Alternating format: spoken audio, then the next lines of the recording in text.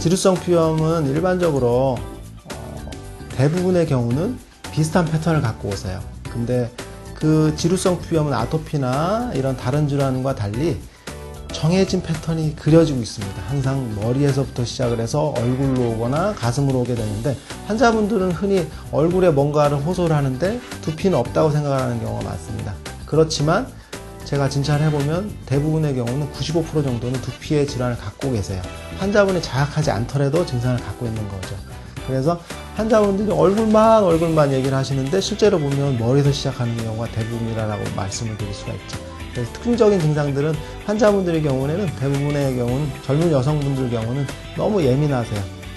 질환의 특징상 열이 자꾸 올라오기 때문에, 열이라는 건 기본적으로 환자분이 느끼는 증상은 화가 난다거나 격양되거나 이런 것들을 우리 몸에 나타나게 되는데요. 그래서 환자분들이 다른 피부 질환과 달리 굉장히 예민한 질환 중에 하나입니다. 그래서 불면증이라던가 예민함, 그래서 주변에서 보기엔 증상이 요만큼인데 본인이 느끼는 증상은 요만큼 굉장히 크게 느껴집니다. 그래서 가족 간의 관계가 조금 소원해지는 경우도 있습니다. 나는 이렇게 불편한데 가족들이 이해를 못 하세요.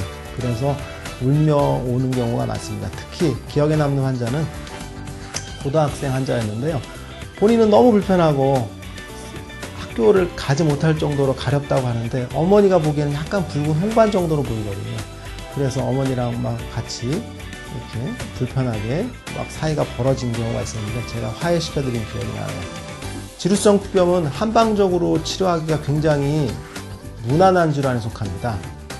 양방적으로 보면 열이라는 개념, 열이 올라온다라는 개념에 대해서는 흔히 얘기하는 해열제를 투여한다거나 혹은 염증에 의해서 발열이 된다는 현상을 보게 되는데요. 한방적으로 보면 열이 올라온다는 건 스트레스를 받아도 열이 올라올 수 있고요. 소화가 안 돼도 열이 올라올 수 있고요. 그리고 흔히 화병이 생겨서 여기가 막힌다는 증상, 이걸 흉격에 열이 쌓인다고 보는데요. 그렇게 열이 올라올 수도 있습니다. 이런 다양한 원인들을 한방적으로는 굉장히 특화된 진료를 할 수가 있는 거죠. 그래서 원인이 없는 지루성 피부염이지만 환자분은 열이 오른다라고 호소를 하십니다.